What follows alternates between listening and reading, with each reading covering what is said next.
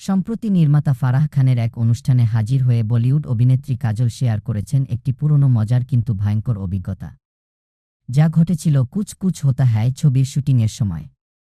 তিনি জানান, সিনেমাটির শুটিং চলাকালে সাইকেল চালাতে গিয়ে পড়ে গিয়ে মাথায় আঘাত পান এবং কিছু সময়ের জন্য স্মৃতিশক্তি হারিয়ে ফেলেন। সে সময় পরিচালক করণ জোহর ও সহ-অভিনেতা শাহরুখ খান দারুণ ভয় পেয়ে যান, তবে ভয় পেলেও করণ জোহরের ঠাট্টা-তামাশা থেমে থাকেনি। ফারাহ খান এই প্রসঙ্গ তুলে মজা করে বলেন, তুমি তখন কাউকে চিনতে পারছিলে না।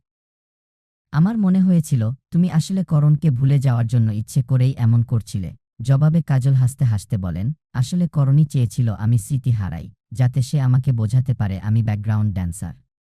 এরপর কাজল বলেন, আমার মাথায় প্রচণ্ড ব্যথা করছিল, আর শাহরুখ আমাকে বারবার ওষুধ খাওয়াতে চাইছিল।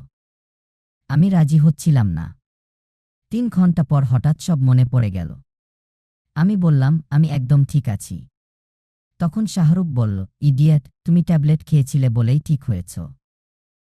বর্তমানে কাজল ব্যস্ত রয়েছেন তার নতুন মুক্তিপ্রাপ্ত সিনেমা মা নিয়ে।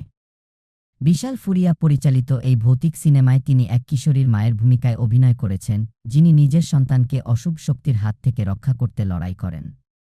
সিনেমাটির প্রযোজক তার স্বামী অজয় দেবগন।